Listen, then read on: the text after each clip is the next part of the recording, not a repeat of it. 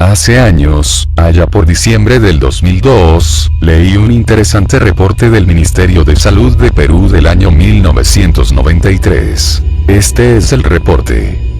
En la propiedad del señor Milton Vargas, un criador en Espíritu Santo, allá por los lares de Alegre, en las montañas de la Sierra de Caparaó, los murciélagos no dejaban sus cabras en paz. Llegó hasta cercar el cabril con tela de malla fina para proteger el rebaño durante la noche.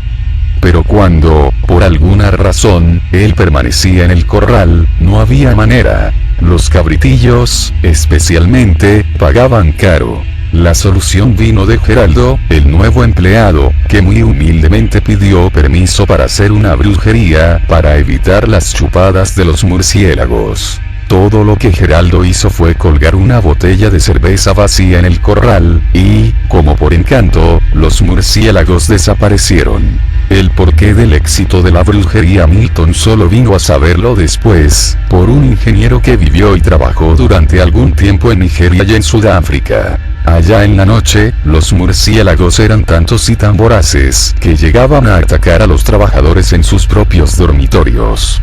Cuenta que el problema era minimizado por los moradores locales, colocando cruces de botellas en las proximidades. Observando el asunto más de cerca, constató que el viento, aún de poca intensidad, soplando en la boca de las botellas, produce un sonido de baja frecuencia, inaudible para el oído humano, pero altamente sensible para los murciélagos. Esto los desorienta y los ahuyenta. De esta manera, la brujería de Geraldo queda más que explicada. El reporte me gustó muchísimo, tanto que me inspiró a ser un explorador, siendo mi sueño el internarme en la selva y atrapar murciélagos en cuevas. Es por ello que la siguiente historia que ustedes disfrutarán es muy especial para mí, ya que precisamente se desarrolla en el ámbito de la captura de murciélagos en un entorno rural. Sin embargo, debo añadir que esta anécdota, la cual fue vivida y compartida por Hernando, deja a un lado la vida natural y se centra en lo sobrenatural. Me llamo Hernando. Soy de Lima, Perú. Soy infectólogo egresado y licenciado de la Universidad Nacional Mayor de San Marcos. Esta historia que voy a contar es real y todo lo que pasó es tal y como ocurrió. Tanto así que los nombres de las personas que vivimos esta experiencia son reales. Hace años, fui contratado por una importante ONG de ayuda internacional. Las personas que trabajaban para esta organización eran enviadas a distintos países tercermundistas con enfermedades endémicas. Como mi primera labor, me fue encomendado ir a Nigeria, un país del este africano, ya que en una remota ciudad rural se estaban produciendo un brote de rabia bovina y humana. Yo no trabajaría solo, sino que trabajaría con un grupo de personas que también estarían prestando su servicio. Viajé a Nigeria. Llegué a la capital, Lagos, la ciudad más grande de Nigeria, y que está en la costa, en la parte suroeste del país. Decidí aprovechar el día y me fui a la playa. Habían varias personas disfrutando de las aguas de dicho país africano. No era el único extranjero. Vi a varias personas foráneas, disfrutando del sol. En medio de la playa, vi a una mujer muy guapa. Era de piel blanca y tenía el pelo castaño y ondulado. Me propuse hablarle y sacarle plan. Me le acerqué y le hablé. Ella me saludó. Por su dejo supe que era argentina. Me dijo que se llamaba Florencia. Ella era enfermera y que estaba de viaje en ese país, trabajando para coincidentemente mi misma empresa. Había sido enviada también para ayudar a minimizar el brote de rabia. Yo me presenté también y nos caímos muy bien. Ella me dijo que me presentaría a los demás integrantes del equipo destinado allí. Caminamos hasta llegar a una mesa. Estaban sentados unas 5 personas. Me presentó a Carlos Eduardo, un ciudadano venezolano quien era enfermero. A Esima, una infectóloga nigeriana. A Haidef, un médico veterinario de la India. A Tothou, un ingeniero nigeriano. Y a Okonkwo, un veterinario también nigeriano, y era quien hacía de intérprete para los miembros extranjeros del equipo. Disfrutamos de la tarde, conversando de todo un poco. Carlos Eduardo tenía la pinta de un cantante de salsa. Por su lado, Esima, con sus 50 años era la persona de más edad del equipo. Ella era una mujer morena que a pesar de ser cincuentona, era todavía muy atractiva. Usaba lentes y era de fe cristiana, aunque tenía mucho respeto por las creencias locales. Haidef, con 25 años, era el más joven del grupo. Totjo era un sujeto delgado, calvo y usaba lentes, mientras que Okonkwo era todo lo contrario. El veterinario nigeriano era de contextura gruesa, con algo de cabello y se había dejado crecer el bigote. Nos fuimos para el hotel en donde ellos estaban hospedados. Tomamos y bailamos. Celebramos a más no poder. Viajamos por bus a Afia, que está también en el sur de Nigeria, pero en la parte contraria, al sureste. Llegamos un lunes por la tarde. Al llegar, fuimos recibidos por unos nativos ataviados de vestidos tradicionales, realizando una danza tribal. Nos explicaron que eran guerreros que hacían un baile, la danza de guerra. En las zonas rurales, aún existían miles de personas que conservan sus creencias animistas. Nos acomodaron en una edificación antigua y algo ruinosa, con techo de tejas. Ya por la noche, escuchábamos volar a los murciélagos. Escuchaba cómo estos mamíferos se dejaban caer sobre las casas. Estos murciélagos, a diferencia de los latinoamericanos, son más grandes, por lo que su peso es el de un gato. Estos eran frugívoros o insectívoros, pero los infectados por rabia atacarían al ganado y las personas. Al día siguiente, armamos un hospital itinerante en la calle con toldos. Acudieron varias personas que habían sido mordidas. Tothou, Haidef y Okonkwo se encargaron de hacer los papeleos, transcribiendo los historiales clínicos o hacerlos, si es que el paciente no tenía uno. Esima y yo, tras preguntar a los pacientes sobre las circunstancias de las mordidas, tomamos muestras de sangre para analizarlas y demostrar si se presentaba el virus en la sangre. Florencia y Carlos Eduardo aplicaron inyecciones de acción rápida, es decir con inmunoglobulina antirrábica, generalmente, cerca del área lesionada. Ellos dos aplicaron más inyecciones, esta vez vacunas antirrábicas, las cuales fueron administradas en los brazos. Fue un día muy ajetreado. En los días siguientes de esa semana, atendimos a más personas afectadas. Los más sacrificados fueron Haidef y Okonkwo, ya que tuvieron que vacunar a la mayor cantidad de cabezas de ganado. En la semana siguiente, en un martes, Temidayo, un poblador cristiano y amigo de Okonkwo, nos invitó a nosotros a una ceremonia religiosa cristiana. El cristianismo es la segunda religión mayoritaria, muy presente e importante en la parte sur del país. Presenciamos un bautismo. La gente se reunía en la orilla de un río y cantaban. Ingresaban al río y eran bautizados por el pastor. Nosotros nos quedamos conviviendo con esta comunidad cristiana. Al caer la noche, los murciélagos salían de las cuevas y los arbustos de las sabanas vecinas. Volaban por el cielo nocturno. Los habitantes habían puesto rejillas y mosquiteros en las puertas y ventanas, así como dejaban colgando botellas vacías, para así repeler a los murciélagos. Pronto, el brote de rabia en la población humana y animal se redujo considerablemente.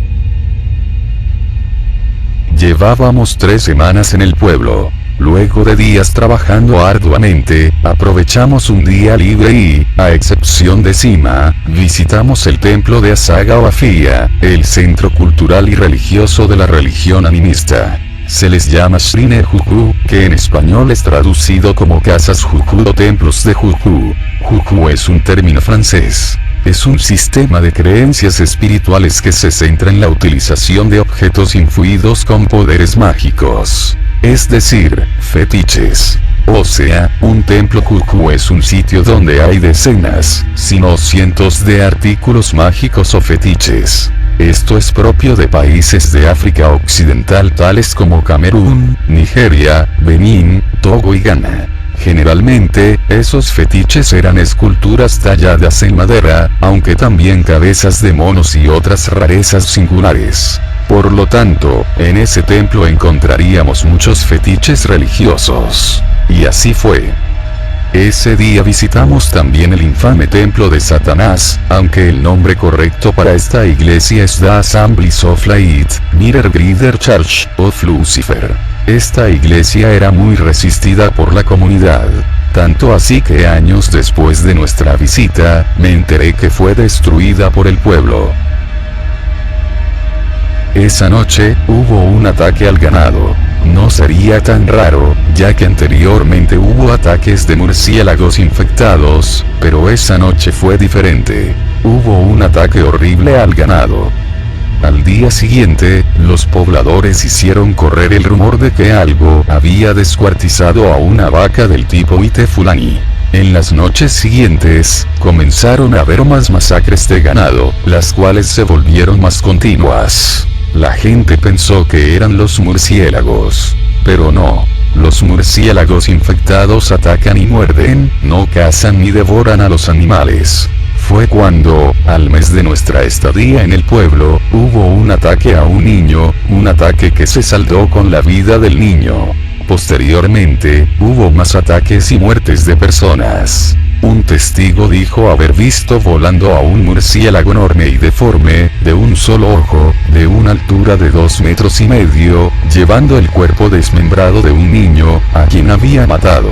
Nadie creyó en el testimonio de esta persona, debido a que no existe ningún murciélago con esa descripción, pero a raíz de un nuevo ataque que la gente cambió su parecer y creyó en la versión dada. En un bautismo cristiano en un río, hubo un ataque. Las personas estaban en la orilla de un río, al atardecer. Fue cuando un ser alado, un murciélago gigante apareció de la nada y comenzó a atacar a las personas. Gracias a los supervivientes fue que supo qué pasó y qué fue lo que los atacó. Sabíamos que no podía ser ningún murciélago. No existía ninguno con esa característica. Entonces, los pobladores llegaron a una sorprendente hipótesis. Un brujo era el causante del mal. Bueno, no directamente, sino algo que el brujo convocó. Por el pueblo se corrió el rumor de que alguien había robado un ídolo de un templo, lo causó que el brujo sacerdote estuviese ofendido. Es así que el brujo, enojado por el sacrilegio, invocó a un espíritu demoníaco. Es preciso recalcar que en estos países, el actuar de los demonios es muy tangible. Incluso, pueden verse a estos seres a plena luz del día. Ese demonio invocado por la magia y la brujería era el responsable de los ataques. A pesar de ser un hombre de ciencia, me interesó sobremanera el asunto y me propuse a investigarlo. Florencia, Haidef, Totjoyo Cuoncuo también se sumaron con tan singular investigación. Ni Carlos Eduardo ni Esima nos acompañaron.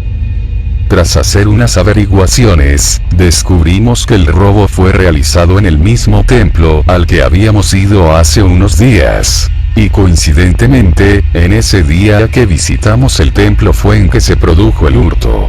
Revisamos el historial de visitas del templo y solo hubo una visita registrada ese día, la nuestra.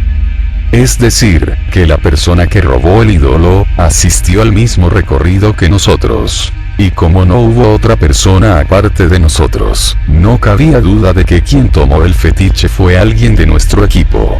El brujo le confesó a Okonkwo que efectivamente fue él quien invocó a un demonio poderoso Yoruba, y que la única forma de apaciguarlo era que la persona que robó el fetiche devuelva a ese objeto mágico al templo. Al hacer este descubrimiento impactante, hicimos una reunión de urgencia entre los integrantes del equipo. Fuimos a descubrir una supuesta teoría, y descubrimos que un miembro de nuestro equipo robó un fetiche de un templo vudú, quizás para venderlo a un buen precio como souvenir. Discutimos entre nosotros sobre quién fue el que hurtó el fetiche de ese templo animista, ya que por ello estaban sucediendo las muertes, las cuales no se detendrían hasta que alguien lo devolviese. La única persona a quien descartamos de ello fue a Esima, ya que se negó a ir con nosotros a ese templo y al templo de Satán. Exigimos que el responsable se revele y confiese. Nadie confesó nada. Todos dijimos que éramos inocentes. Esa noche, recibimos una llamada urgente. Teníamos que ir al campo, en las afueras del pueblo, para atender a un niño que fue mordido por un murciélago. Decidimos que todos, excepto Esima, fuéramos a atender el caso, ya que por culpa nuestra estaban sucediendo esas desgracias. Salimos de nuestra estancia. Había una luna llena que iluminaba el lugar, dándonos algo de confianza. Llegamos a la casa del niño y lo atendimos. Terminamos y dilucidamos si debíamos irnos o quedarnos en la casa de esa familia. Finalmente, acordamos regresar. Habrá pasado unos 15 minutos cuando a Haidef y a Totho les dieron ganas de orinar, por lo que ellos se retiraron a unos 50 metros, a hacer sus necesidades detrás de unos arbustos. Apenas ellos se metieron detrás de esos arbustos, fue cuando escuchamos un chillido agudo, horrible, el cual provenía del cielo. Miramos y vimos a un enorme murciélago que cruzaba velozmente el horizonte, acercándose hacia Haidef y Totho. No podía ser. Era el demonio que estaba matando a las personas. Nosotros mismos lo estábamos viendo. El terror se apoderó de nosotros y a pesar de correr, el enorme murciélago en cuestión de segundos ya estaba sobre Haidef y Totho. Vimos impotentes cómo ese ser atrapó a Totho y se lo llevó, y mientras eso volaba con nuestro compañero por el aire, ese monstruo mordía el cuello de Totho. Pasó volando sobre nosotros, cayéndonos la sangre de Totho. Metros más adelante, vimos como algo caía al suelo. Era la cabeza de Totho. Fue cuando ese ser se perdió en el horizonte con el resto del cuerpo. Nos quedamos conmocionados por la muerte de Totho, pero tuvimos que dejar la conmoción y empezamos a correr presas del pánico, ya que ese aterrador murciélago otra vez venía hacia nosotros. Corrimos como locos rumbo al pueblo. Corrimos hasta más no poder, pero ello no fue suficiente, ya que ese ser también se llevó a alguien de nosotros. No nos quedamos a ver. En cuanto llegamos a nuestra estancia, nos dimos cuenta que faltaba Haidef, el cual fue llevado por ese monstruo y que ya estaría muerto y descuartizado. Nadie pudo dormir esa noche, ni tampoco nadie dijo nada. A la mañana siguiente, conminamos entre los que quedábamos de esa visita a ese templo, es decir, Florencia, Carlos Eduardo, Okonkwo y yo, a que el responsable se revele, ya que por su culpa, habíamos desencadenado a una criatura maléfica. Por fin el responsable confesó su culpa. Era Carlos Eduardo. Él fue quien tomó el fetiche, ya que pensaba venderlo a un buen precio.